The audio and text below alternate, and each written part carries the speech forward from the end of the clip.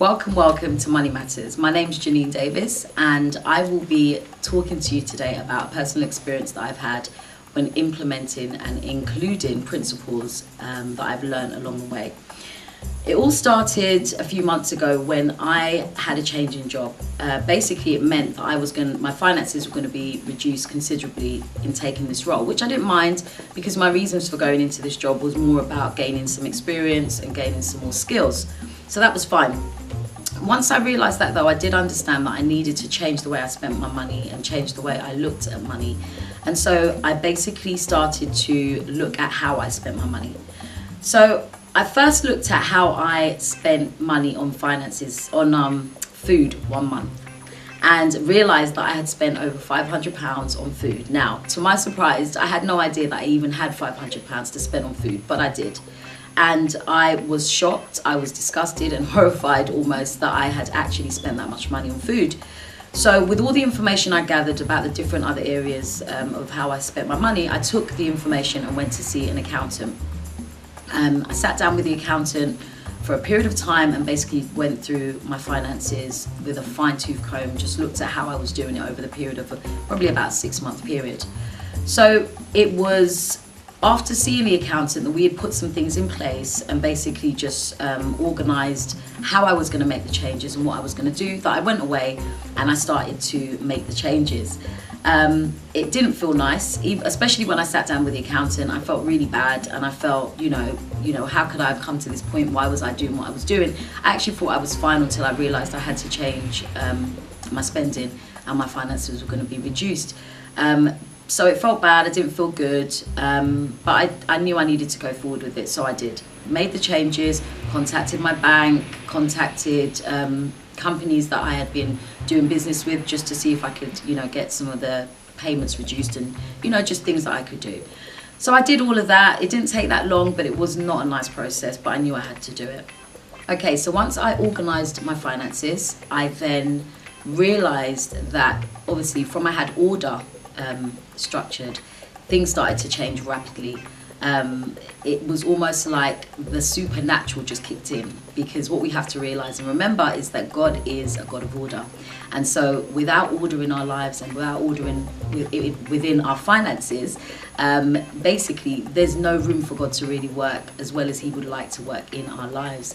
And so I noticed as soon as I set things up and I started making these small changes, I started putting small amounts down, I started just doing, I made all the changes that I'd learnt about from the accountant, that I'd learnt about through the time of just studying about finances. I noticed that there was a complete change in my finances. So basically, one of the big things that happened was somebody contacted me and basically asked me to manage some of their money. They had some money put aside and they knew and understood that I was, doing some investing and I was gaining from investing as well. So basically they contacted me and asked me to work a considerable amount of money. I had been looking for, just believing God to just give me a lump sum so that I can start working it a bit more than I had, because I had a small amount that I was working with, but it wasn't really moving it as much as I'd like it to. And then getting this large amount allowed me to really make some big investments and get some big change and make some good money. So that was one of the things that happened. But also, people started blessing me with things. I mean items, I mean money. A pair of shoes that I had wanted for years, that I could not justify spending money on. Somebody blessed me with a pair of these shoes and they are absolutely gorgeous. And so, I say that all to say that when I was ready to make a change, when I was ready to bring order into my finances, when I was ready to feel the uncomfortable feeling of somebody else looking at my finances and scrutinizing how I did it, when I was ready to just feel the fear or feel the pain and just do it anyway, I realized that things just started to move and change. So I made the small changes that I could make, and then everything else, God just did the rest. He really brought the increase. He brought people into my life that ordinarily, I don't know, some of these people had been around before. I'd seen them, they've been in my life for a while, but they'd never spoken to me about these opportunities that I'm now involved in, which is phenomenal. So, it's important, it's imperative to make sure that you first are ready to make the change. There may be small changes, it may be that you set a pound aside a day, it could be something as small as 10 pence. The fact that you're consistently doing something over a long period of time begins to develop discipline. It begins to help you to become more stringent about what you're doing with your money and your time.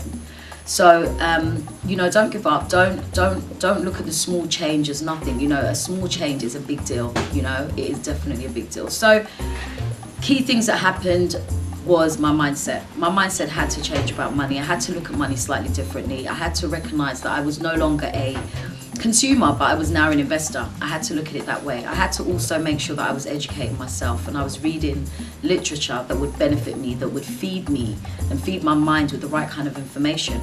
So today, I want to introduce 2 books to you, one of which is called Rich Dad, Poor Dad. It's by Robert Kiyosaki.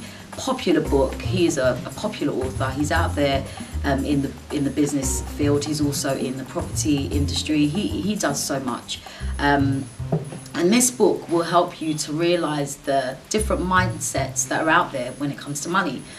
He had what he calls his poor dad, who is his biological father, who looks at money in a very consumer way, basically, very sort of consumer mentality. He basically invested money. He didn't have money just sitting around in banks and things of that nature, although he had a small pot that he did have.